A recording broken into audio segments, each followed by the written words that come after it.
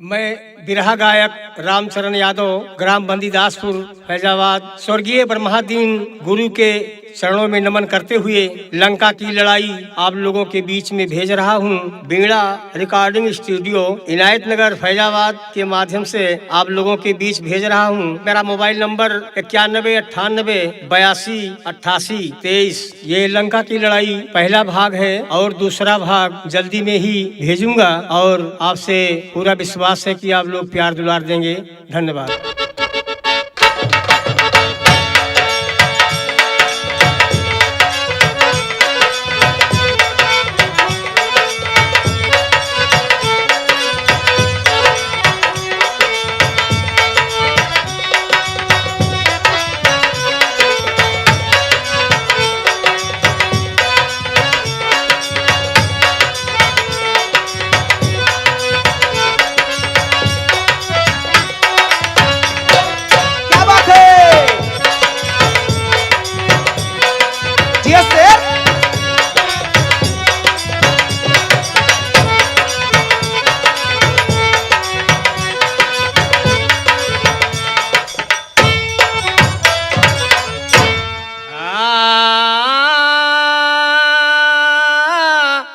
हाय मोरे राम,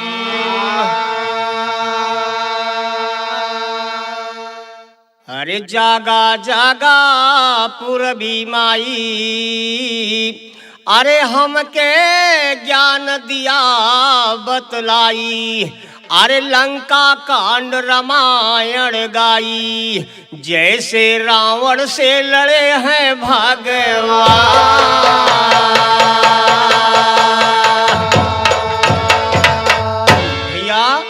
अब रावण से भगवान लड़ेंगे, हमें दिया बतलाए सही है। रावण से भगवान लड़ेंगे, हमें दिया बतलाए सही। आए के बैठा तो दहने पे दीजे कलम डोलाए,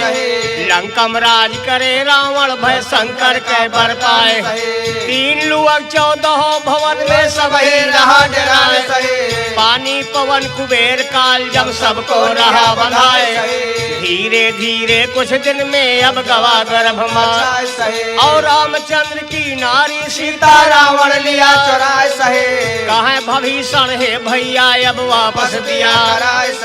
ये तरह सुनते रावण भैया गवा बहुत गुस्साए, और लात मार के भभीषण का घर से दिया भगाए सहे। जहाँ पर बैठ रहे रघुराई पहुँच भभीषण जाए, रामचंद्र दुनिया के मालिक बगल लिए बैठाए, और यागरियो सत्कार करे फिर मंत्री लिए बनाए सहे। राम कहे कि सुना भभीषण हमसे दिया बताए सहे, और परा समुद्र आगे बाटे ना गए कहे। लक्ष्मण बोले हे भैया हम जतन दे बतलाए, और यज्ञ बाण से मार दिया बस सागर जाए। सागर जाए झुराए सही, अब सुन लिया ध्यान लगाई,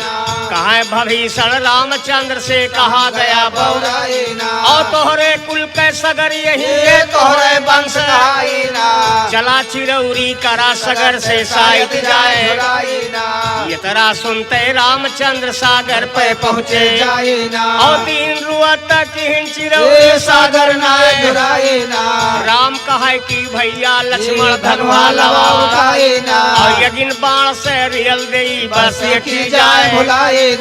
सागर सोचा अपने मन में जाए काम साइना, सागर बोला रामचंद्र से ब्राह्मण भेष, और गलती हमारी माफ करा हम अब जाब सुखाईना। राम कहे अब काओ करी हम धनुहा निहन चढ़ाईना। सागर बोला हे प्रभु उत्तर का दिया चलाईना, और पापी बड़ा धर्मी बाटे यनका दिया मिटाईना। पापी बड़ा धर्मी बाटे यनका दिया मिटाईना। कहे भभीषण हे स्वामी अब सुन लिया ध्यान लगाईना। ये समय में एक बाबा बैठे थे ध्यान लगाईना, और नलियो नील दोनों जोधा वहाँ पहुँचे जाईना। मूर्त लेके नारायण के पानी में रहे,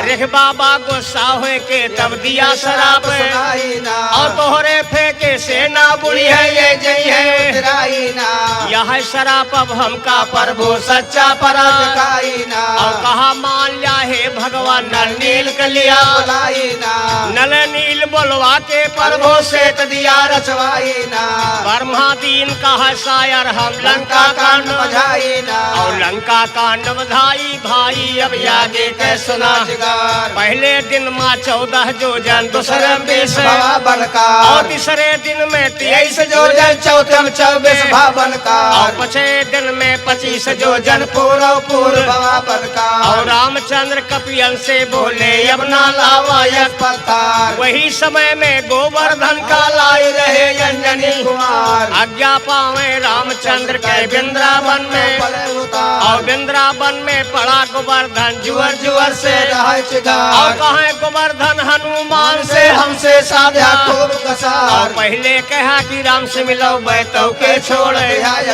और ये तरह सुनते हनुमान जी अब आगे का और जाए के पहुँचे वह जगह पे जहाँ पे बैठ रहे रघुबार हाथ जोड़ के हनुमत बोले स्वामी तनिका करो नजार और वृंदावन में पड़ा गोवर्धन रोवत यह नीर भर भर राम कहीं जावन से कह जाय वही दिल मार धर सवार और पूर्व पर अनुवन के हम कर जन्म नियम द्वापर अंगार ऐसे सुन के हनुमान जी अब आगे का धरे डगार जाय के बोले गोवर्धन से बैठा रहा धीर दरकार और पूर्व परन करी है रघुराई सात रोज न पर दरकार ऐसे कह के हनुमान जी आए गए अपनी लश्कर रावण बरदानी शंकर के जी का जाने नारी ना और करो था अपना अब शिव जी के के जौने खुशी रहे शंकर और बड़े ढंग से शिव जी का अब स्वामी पूज रहे रघुवार भैया वाह ये सागर जो था आए है ये शंकर जी के वरदानी रहे वाह भैया यही लिए राम सोचता है कि सागर तो पार हो ही जाए वाह लेकिन ये शंकर जी का पुजारी है भोले बाबा का अपमान होगा वाह यही लिए शंकर जी से आदेश लेकर के तभी अपना सेना पार कराऊंगा वाह यही सोच करके भगवान भोलेनाथ से वंदना किया वाह और भोलेनाथ जब प्रकट होएगे तो भगवान मर्यादा राम को आदेश दे दिया कि मालिक अपनी सेना ले जाइए वाह भैया लेकिन अब ध्यान दे कि भगवान की सेना पार कैसे होत बा कैसे अरे दोनों भाई मिलके रघुबर आए है अरे संग में लैके भालू बंदर हरी नाघी गे समंदर सारी लसकरिया हरी नाघी गे समंदर अरे लसकरिया यारे नागे के समंदर अरे लसकरिया यारे नागे के समंदर अरे हाँ लसकरिया हो राम लसकरिया हो राम लसकरिया हरी नाघी गे समंदर सारी लसकरिया यारे नागे के समंदर सारे लसकरिया यारे नागे के समंदर सारे लसकरिया बोले रामचंद्र भगवान वीरो सुनो लगाए कान काया सबके है भूखान कान यही देरिया काया सब कया है बुखार लाल यही बेरिया काया सब कया है बुखार लाल यही बेरिया भैया 5 दिन तो पुल बांधने में लग गया अब 5 दिन लंका में पहुंचे होएगा आए है भगवान सोच रहे हैं कि हमारी पूरी सेना भूख के मारा व्याकुल है ऐसा यही लिए भगवान बांदर भालू सबका बुलवाए के और समझावत है कि जा शोक वाटिका में फल खाए के वापस चलाओ लेकिन ये आदेश तो भगवान दे दिया फिर घबराहट है कि ऐसा न हो कि बाद में वरहन हमें मिले काहे से इनकर बड़ी उजड़ जात होती वाह वाह कहे है आदत जाए सुभाव न छूटे है ना तो भगवान घबराहट है लेकिन आदेश दे दिया बांदर भालू सब अशोक वाटिका को जा रहे हैं लेकिन कैसे कैसे कि जाओ तूरी तूरी फल खाओ और खूब के अघाओ भाई अपना देर लगाओ जाओ यही बेरिया अरे ये तरी बात कहे कृपालू वीरे तुरते होइगे चालू और जाके पहुँचे बानर भालू वही खोलवरिया पहुँचे बानर भालू आए पोलावरिया जाके पहुँचे बानर भालू आए पोलावरिया पोलावरिया हो राम पोलावरिया ये भैया पोलावरिया जाके पहुँचे बानर भालो वही पोलावारिया, जाके पहुँचे बानर भालो वही पोलावारिया। ए भैया बा बानर भालू जब बगीचा में पहुंच गए तो जितना भैया बतिया रहा सब तूर के गिरा दे, और जवन पातर डार देखिन वहो को हुमू दिन चली आई तरका ओह एकदम बगीचा का तहस नहस कर दियत है। आए है तो जवन वह 3 बजाए की चिड़ई हड़ावे वाले रहे पहरेदार है, बा देखा उनके कौन हाल करते हैं कैसे भैया भैया आए है कि मारई हियर हियर के राछा सबके नाक कान वे काटा, और सब ही जीव ले अब भागे पड़ी दिक दरिया। ले भागे पड़े देखा दरिया, ले भागे पड़े देखा दरिया। अरे परी दिक दरिया हो राम दिक दरिया, सब ही जीव ले अब भागे पड़ी दिक दरिया। ले भागे पड़े देखा दरिया, ले भागे पड़े देखा दरिया। भैया जाए के पहरेदारे रावण के दरबार में पेश होएगी और सारी कहानी बतावत है, और बतावत का है ऐसे कि वीरे रावण से कहलाई, अरे सुन के रावण गा गुस्साई, आवा हुई है रे घुराई हमें कौन डेरिया। आवा हुई रे घुराई हमें कौन डेरिया, आवा हुई रे घुराई हमें कौन डेरिया। अरे हाँ कौन डेरिया हो भैया कौन डेरिया, आवा हुई है रे घुराई हमें कौन डेरिया। आवा हुई रे घुराई हमें कौन डेरिया, आवा हुई रे घुराई हमें कौन डेरिया। अरे बरमादीन करे बयान, अरे जे के गंजरी माँ है मकान, टूटे रावण का गुमान भूले मसकरिया। टूटे रावण के गुमान बोले मसकरिया, टूटे रावण के गुमान बोले मसकरिया। भैया अब भूल जाए मस्करिया भैया बनाया है अभिमानी नाहर, भूल जाए मस्करिया भैया बनाया है कहानी ना कहे मदोदर है बालम या मानो मोरे, कहानी ना सीता वापस कह जा ये बालम सफल हुए जिंदगानी ना, सीता वापस कह जा स्वामी सफल हुए। जिंदगानी ना रावण बोला है प्यारी तू बाटू कहा, जिंदगानी ना और बसना घर बेटा पहले सुलोचन नारी ना, बड़े बड़े जोधाना जीते एक से एक, नारी ना राम लक्ष्मण काव करे जो बनाया है मन जानी, कहे मदोदर है बालम हम भली के तुमका जानी ना। मंदोदरी रावण से कह रही है सीता जी का वापस कह दिया, लेकिन रावण नहीं मानत बा। रावण कहत बा जब पानी पौन हमार गुलामी बजावत है वाह वाह तो ये राम लक्ष्मण कहाँ लड़ैया हो आएगी, लेकिन रानी मंदोदर का सब मालूम रहे कि ये भगवान हुए के हुए, यही लिए रानी मंदोदर रावण का समझावत बा। लेकिन एक थी लाइन ले ली है कैसे, अरे कही हमारी माना सजनवा, अरे कही हमारी माना सजनवा, अरे होई जई है से जिया सपनवा, कही हमारी माना सजनवा, होई जई है से जिया सपनवा, कहे हमारे माना सजनवा, कोई जई है से जिया सपनवा, कहे हमारे माना सजनवा।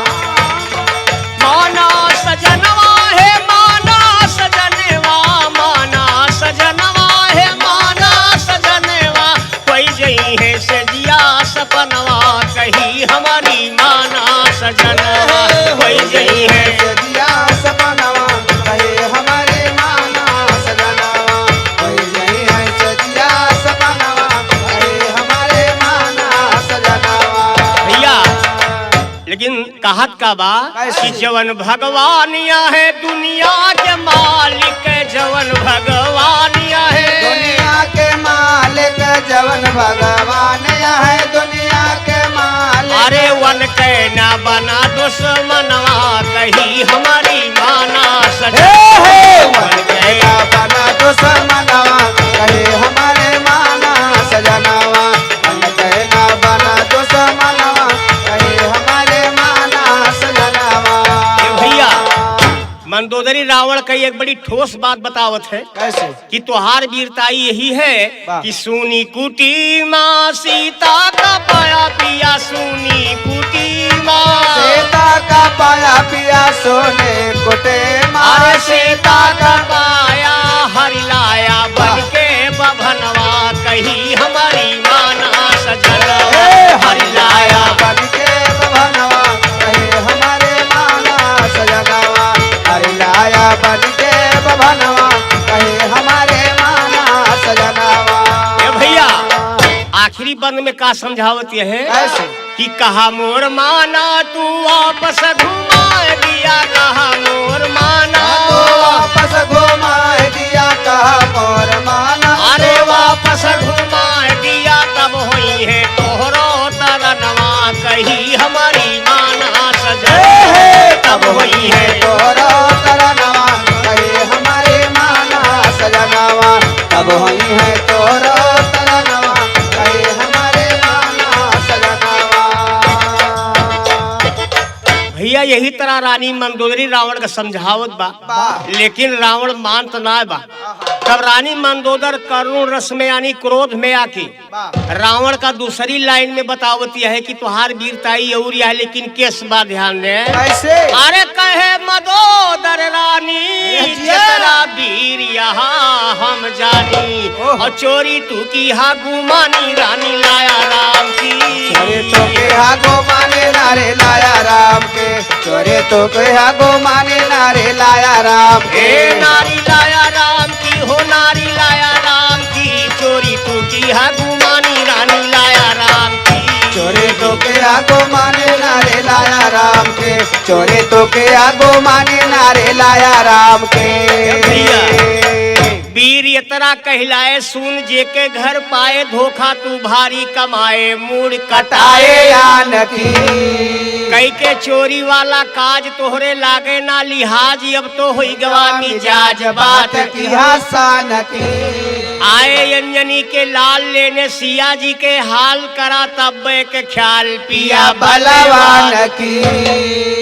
रावण कहा था जब सीता जी की खोज में हनुमान जी आए रहे तो हमार काव कई के गे तो जवन कई के हनुमान जी आए रहे रानी मंदोदर रावण से बतावत बा कैसे? अब बतावत का बा कैसे? अरे दी सब उजार अरे डारी सी बेटवा कमार कुछ न पाया उखार पिया हनुमान के कुछ न पाया वो कार किया हनुमान के कुछ न पाया वो कार किया हनुमान के हो हनुमान की कुछ न पाया वो कार किया हनुमान कुछ न पाया वो कार किया हनुमान के। भैया अरे बरमहादीन करे बयान अरे जे के गंजरी माहे मकान अटूटे रावण का गुमान पिया माना हान की रावण के गुमान किया हलवान के रावण के गुमान किया बलवान के। ए भैया अब बैर बिसारा रामचंद्र के माना हमरा कहनवा हर बैर बिसारा रामचंद्र के माना हमरा कहनवा बहुत तरह समझवे मदोदर नहीं माने रावणवा और बरमहादीन कहे सारा तो कहा लगायो बेलमवा जैसे रावण से लड़ेंगे भगवान अरे भाई के ध्यान सुनो अब भाई आगे मजा या गाड़ी आई अब पूरा लंका के सुने पे दास्ता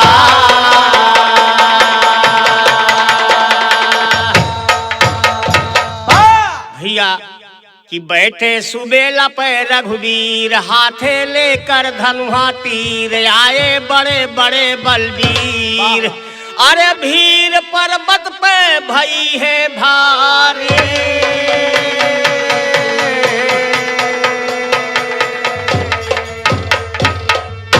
अच्छा भीर भई पर्वत पे भारी करता होता मिल सुना हर भीर भई पर्वत पे भारी करता होता मिल सुना 5 कदम पे अंगद बैठे जोधा बड़ा सहेल सुना तामर पर्वत का बासी है पिए गोदावर नीर सुना लंका के बीचे माँ भैया दो जोधा नरनील सुना पूछ ले बेटा मार दिए लंका जाए हेल सुना बड़े बड़े बलवान लड़न में उनसे होते खेल सुना, ब्रह्मादीन यही कहता है अब दियो ज्ञान का खेल सुना, दियो ज्ञान का खील सुना भाई आगे सुनिए कहानी, दियो ज्ञान का खील सुना भाई आगे सुनिए कहानी, दियो ज्ञान का खील सुना भाई आगे सुनिए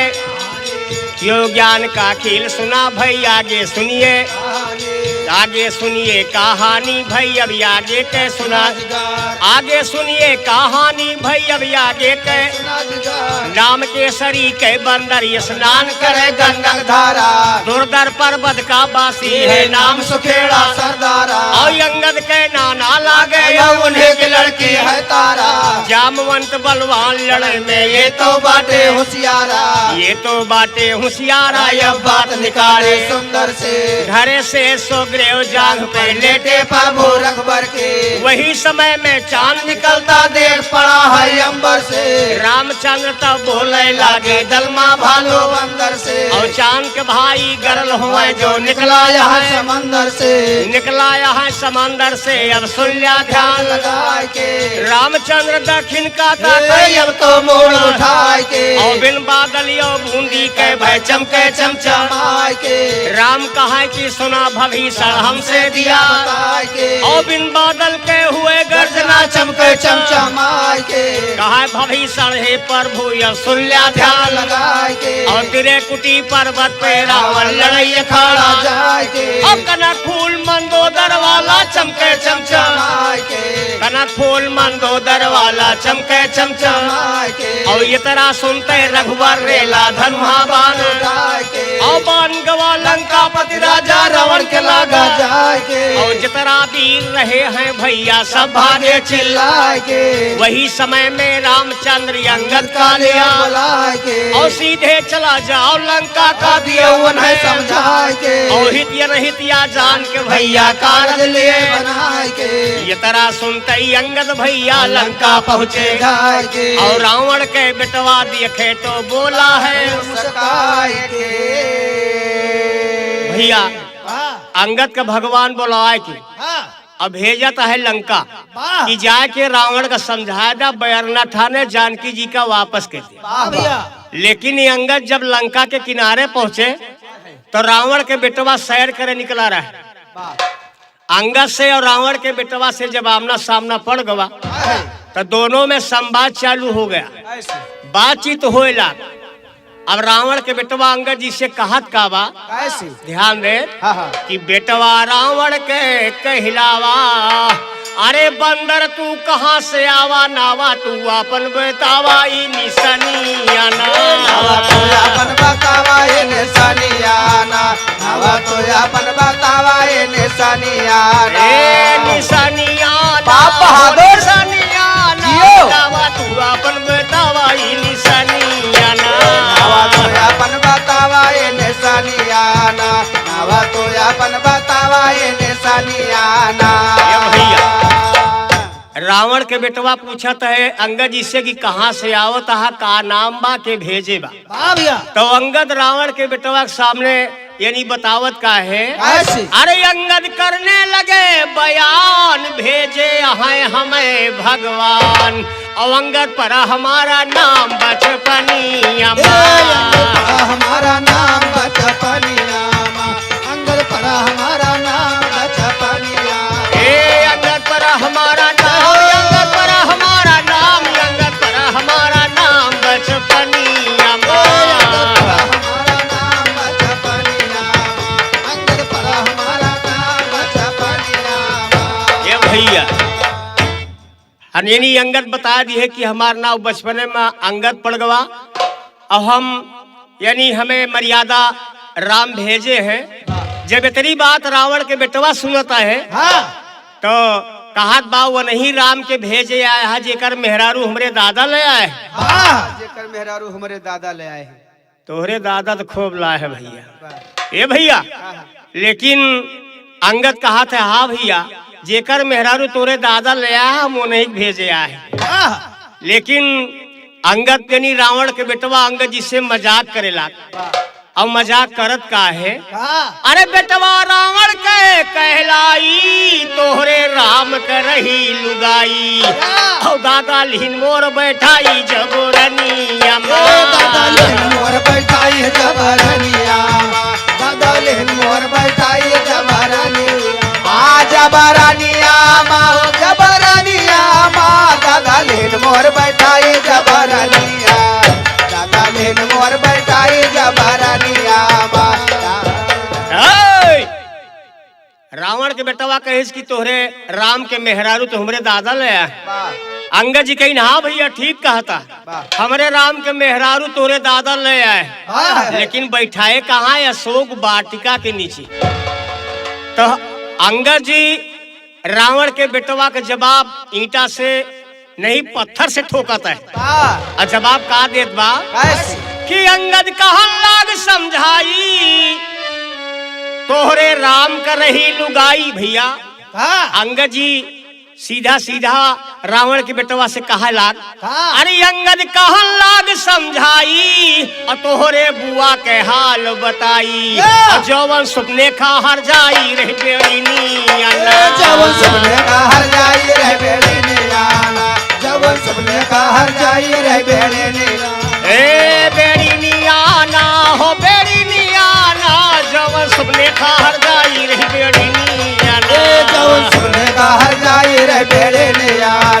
जवन सुपने का हर जाई रह बेड़ीनिया। ए भैया अरे राजा राम अवध से आते लक्ष्मण बाटे जकरे साथे और नकिया काटे तोहरे दादा की बहिनिया नकिया काटे तोहरे दादा के बहिनिया नकिया काटे तोहरे दादा के बहिनिया नकिया काटे तोहरे दादा काटे तोहरे दादा काटे तोहरे दादा की बहिनिया नकिया काटे तोहरे दादा के बहिनिया नकिया काटे तोहरे दादा की बहिनिया। भैया अंगद महाराज सोझे सोच बताए दी तो रावण के बेटवा क्रोध में आएगा कहत भाई तो सरवा पूरा पन्नवे खोलत बा। यही लिए अंगद के आगे रावण के बेटवा गुस्सा में होगा कैसे? अरे सुन के अंगद के बयाना बेटवा रावण के गुस्साना और कहा माना बोला ठीक से जवानिया ना बोला ठीक से जवानिया ना कहा माना बोला ठीक से जवानिया ना। ए भैया अरे ये तरह सुन के अंगद धाए अब पहुँचे पैर पकड़ी उठाए और तो के जुअर से लोकावा थे जमीनिया जुअर से लोकावा थे जमीनिया तो के जुअर से लोकावा थे जमीनिया। ए सुनिया अब आगे के हाल फेंके जो बाली के लाल हो गए वन के बेहाल जिंदगानिया ना वन के बेहाल जिंदगानिया ना कोई गए वन के बेहाल जिंदगानिया ना। अरे सैरा बर्मादीन पुकारत हमारी बिगड़ी तू ही सुधार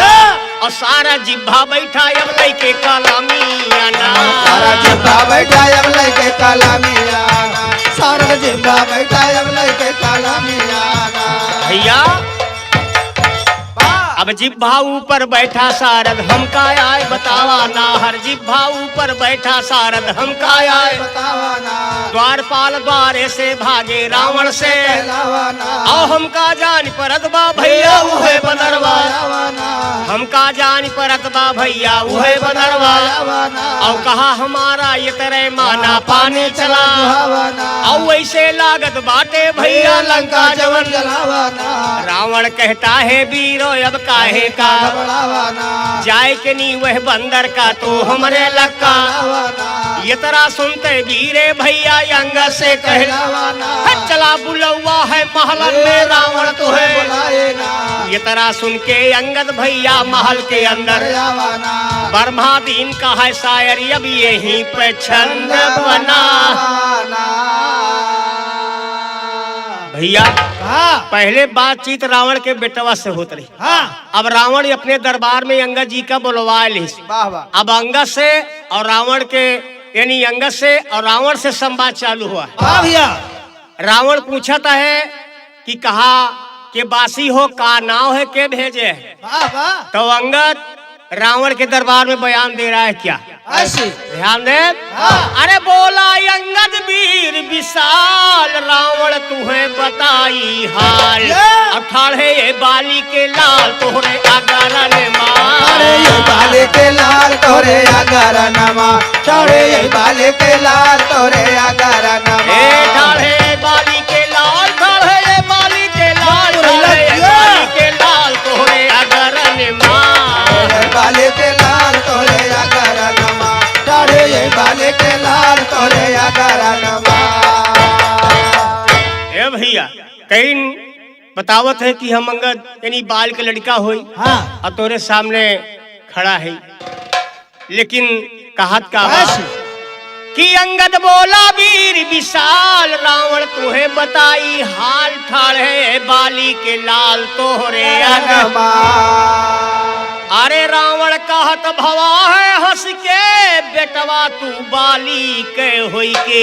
और लइके रामचंद्र का आया काहे संघरन लेके रामचंद्र का आया काहे संघरा नमा, लेके रामचंद्र का आया काहे संघरा नमा। अरे काहे संघरन माँ, काहे संघरन माँ, लइके रामचंद्र का आया काहे संघरन लेके रामचंद्र का आया काहे संघरा नमा, लेके रामचंद्र का आया काहे संघरा नमा। रावण कहत बा कि तुहसे पूछी बात निराली, अब कैसे बाटे मिंतर बाली, एका हमें बतावा हाली सारी खबर। रावण कहत है अंगद जी से जब तू बाल के लड़का हुआ तो बाल तो हमार सगे साढ़ू हुए हैं, और वो नहीं साढ़ू का लड़का तू ठहरा तो तुहार तो लंका में मौसियान या भले चला, लेकिन ये बतावा भगवान का कहले के हाय हाय आवत हाय। तब अंगद फिर जवाब ठोकत है। कैसे? अरे अंगद करने लगा बयाना, पूछा पीछे का खुसलाना, और पहले चले जाना हरि जी के शरण में। पहले चले जाना हरे जी के शरण नमा, पहले चले जाना हरे जी के शरण नमा। ए भैया अरे वापस कई जा सीता प्यारी, खाता माफ करेंगे सारी, और लिया जिंदगी सुधारी यही उम्र लिया जिंदगी सुधारी आए ओ मारा नमा, लिया भैया। जिंदगी सुधारी आए ओ मारा नमा, ओ मारा नमा, ओ आए ओ मारा नमा, लिया जिंदगी सुधारी आए ओ मारा नमा, लिया जिंदगी सुधारी आए ओ मारा नमा। है बोला है रावण अभिमानी बंदर नाय तुम्हारी जानी, रावण नामी बाटे लड़े का है सनमा। नमा। अरे अब ही लागत बाटा सुंदर, यही दिन परबारन के अंदर, अब बंदर रहन पौवा भागे हेरे डगर बंदरान पौवा हेरे भागे डगर नमा, भैया। बंदरान पौवा हेरे भागे डगर नमा। अरे भागे डगर नमा हो लो डगर नमा, बंदर रहन पौवा भागे हेरे डगर बंदरान पौवा हेरे हेरे डगर नमा, बंदरान पौवा भागे हेरे डगर नमा। अरे अंगद काहे किया अनीता, अरे बचबी ना लंका माँ जीता, सीता हाजिर के जा राम जी के नजर। सीता हाजिर कह जा राम जी के नजर नमा, सीता हाजिर कह जा राम जी के नजर नमा। हाँ सीता हाजिर के जा राम, सीता हाजिर के जा, सीता हाजिर के जा राम जी के नजर। सीता हाजिर कह जा राम जी के नजर नमा, सीता हाजिर कह जा राम जी के नजर नमा। ये भैया अरे अंगद का है सुना कुल घाती, रावण तुअर मौत न चाहती, और लंका माटी हुई है सीता जी के कारण। लंका माटी हुई है सिया जी के कारण नमा, लंका माटी हुई है सिया जी के कारण नमा। भैया अब सीता जी के कर्णन में अब खड़े खड़े क्यों सोते ना, सीता जी के कर्णन में अब खड़े खड़े क्यों सोचे ना, ऐसे कह के अंगद भैया हाथ धरन पे पटके ना, और गिरा मुकुट रावण के भाई लाग हवा के झटके ना, रामचंद्र के भाई लागे लक्ष्मण बाटे छोटे ना, जितने लक्ष्मण छोटे बाटे उतने बाटे छोटे ना, और वही लक्ष्मण सपने खा के नकिया रहे गोटे ना, और रामचंद्र लंका में हलते अब तो कसे गोटे धीर भाई पर्वत पे भारी। अरे अंगद करने लगा बयान, रावण सुना लगाए कान। अरे कहे होते हमका भगवान आज तू का देते मारे।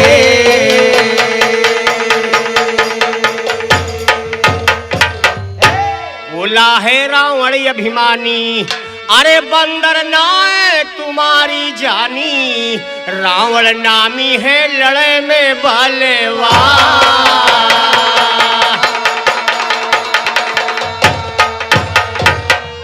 भैया अब नामी है बलवान लड़े में, नाही जाना हाल का, हर नामी है बलवान लड़े में नाहे जाना हाल का, ये तरह सुनते बोल पड़ा है तब वाले के लाल का, यग रावण के तुहका भैया कथा कहे कहे बेसाल का, अवे रावण भय लड़ेगी तैया गवा रहे पाताल का, लड़े के गए पताल के भैया वन के सुन लिया जे करिया, हुआ पर रावण कैदी हुई गे बहुत पड़े पड़े है है दरिया, यग रावण भय लड़ेगी तय गे साहस बाहु के नगरिया, और छुअट के लड़के वन का का बांध बांध लिया थे भरसरिया, साहस बाहु छोड़वाए दीन जब दया आई गई नजरिया, यग रावण बाली बंदर से लड़े गया है दोपहरिया, और वह रावण का बाली बंदर धई के दाबे का करिया, और तीनों रावण के भैया हम तुम्हें सुनायन, ये करिया, और तीनों माह के कवन हुआ तो हमें बतावा। यह बेरिया, ये तरह सुनते रावण जरिगा दहिया उठ गए लावरिया, हम मार मार पाजी बंदर का हमसे करता मोहतोरिया, ब्रह्मादीन का है सारा तो कहाँ कहाँ लगायो या बेरिया, और कहाँ लगायू या बेरिया अब हम का आए बतावा ना, अंगद कहा हे रावण अब ज्यादा ना गरमावा ना, जितना वीर यहाँ लंका ये में सबका याद बलावा ना, और पैर धरत बाटन धरती पर ये का आए उठावा ना, पैर धरत बाटन धरती पर ये का आए उठावा ना, ब्रह्मादीन कहा शायर अब यही पे छंद बनावा ना। भैया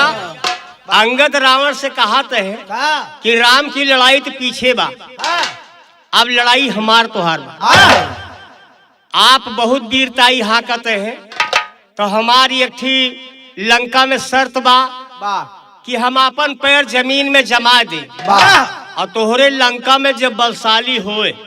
हमार पैर जमीन से उठा दे तब तो लड़ाई होगी, वरना लड़ाई नहीं होगी। रावण कही बंदरे के जात और ये तरी बड़ी औकात, लेकिन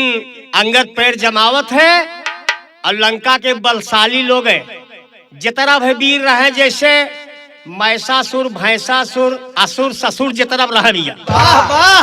सब डर बैठक रियाज मारे शुरू कर दे अंगद जी का पैर उठावे बदे, लेकिन स्टार्टिंग पैर उठावे में बा कैसे, अरे सुन लिया आगे के दस्तान, अरे बेटवा बाली के बलवान लेके नारायण के नाम पैरिया पनियरिया वाथे,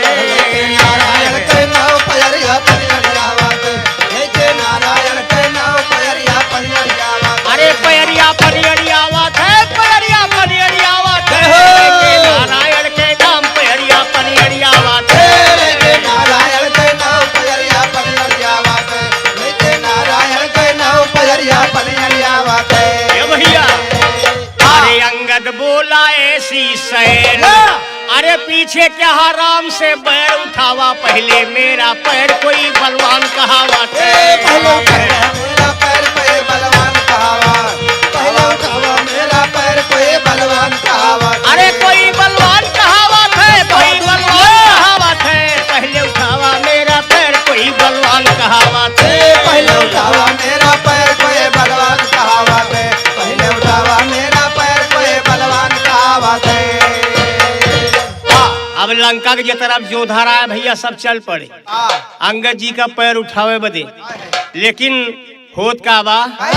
अरे सुन के अभी ऐसा दस्तान आए बड़े बड़े पहलवान,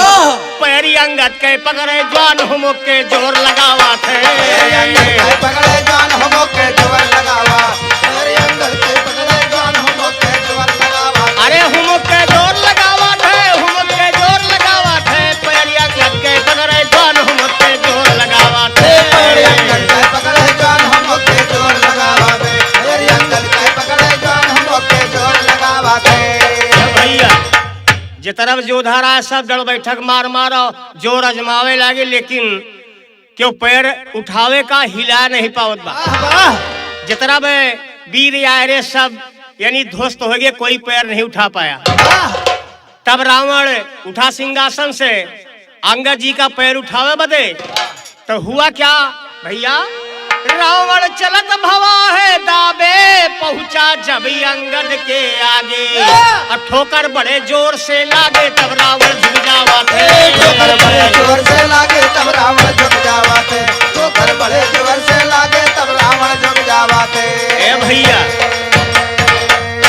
अंगद के पैर जैसे रावण निहुरत है उठावे बदे, कैसे अंगद बावा हाथ ऊपर उठाए लिए। बाबा हाथ पर छोड़ भाई, भाई बावा हाथ दुश्मने का आशीर्वाद दिन जात, और दहने हाथ है अपने हितुआ और मित्र का नात रिश्तेदार का दिन जात।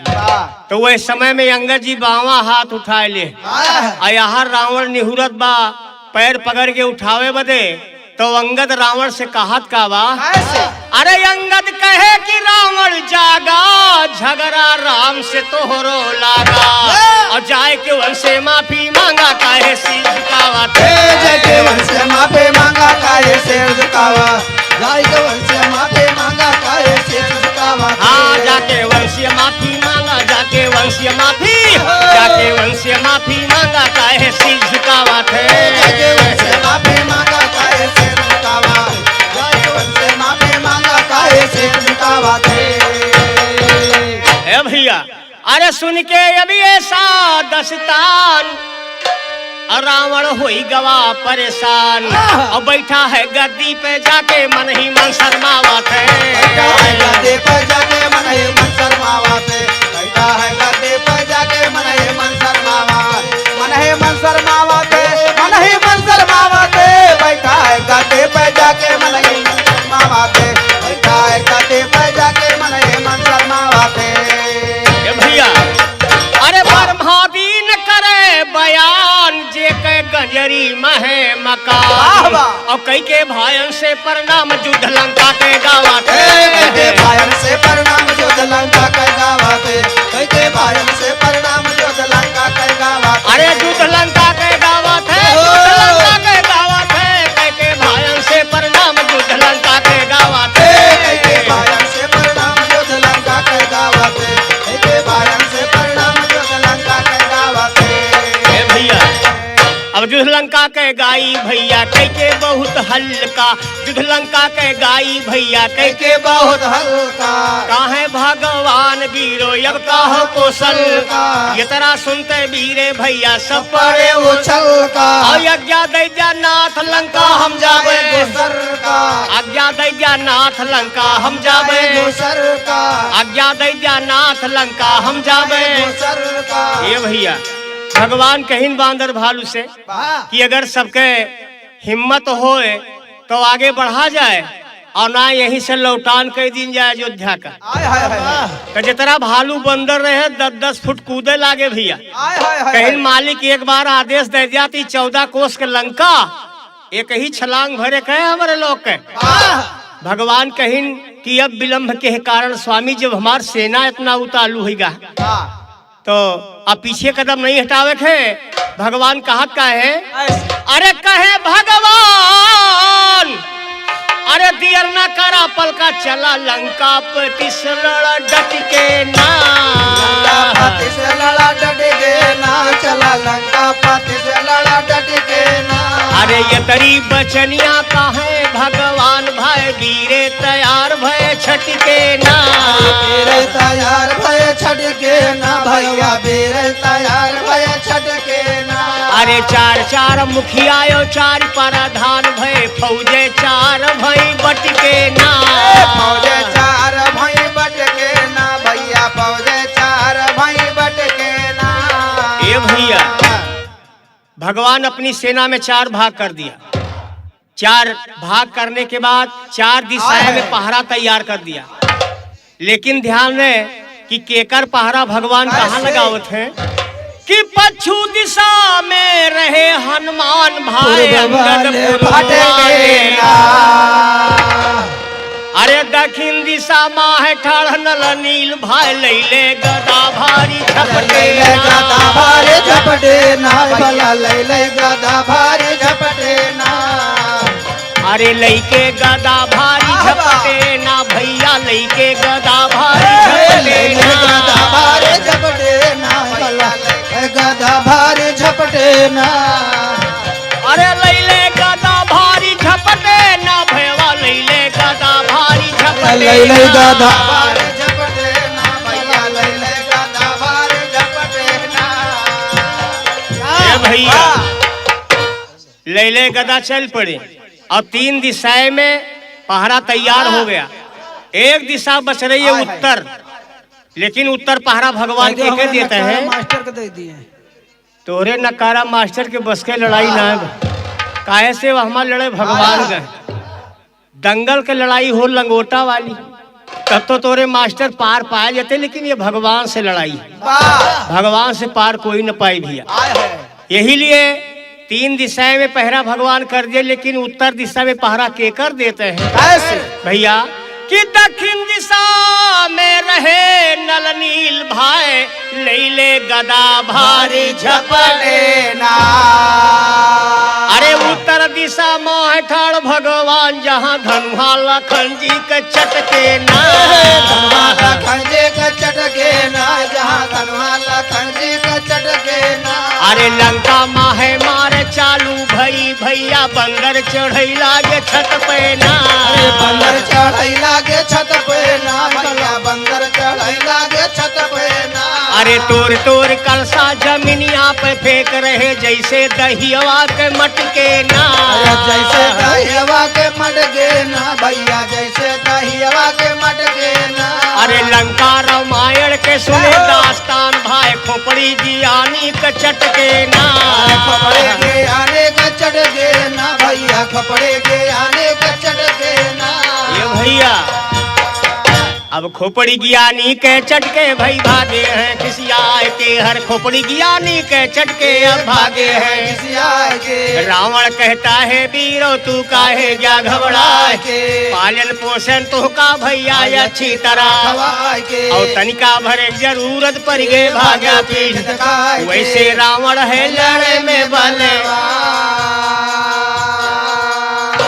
अरे धरे रहा ध्यान तो सुना बढ़िया ज्ञान मार लंका में होए घमासा।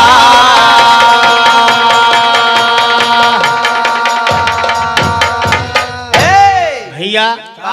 आगे बंद में सुने राम रावण युद्ध यही पर से स्टार्ट है भैया। अब लेक तो बात दूसरी रही, लेकिन अब रावण युद्ध यही पर से चालू होती है। ध्यान दें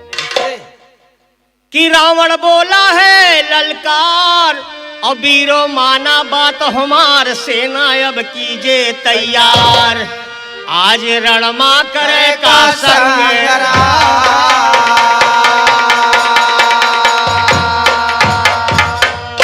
भैया अब रणमा करे संग्राम ये भैया जवन सोरियो सरदारे हर रणमा करे संग्राम ये भैया जवन सोरियो सरदारे और ये तरह सुनते वीरे भैया लड़न को होई गए और जाके पहुँचे राम दल में मचा दिए और जितरी सेना रामचंद्र के सब भागे डर के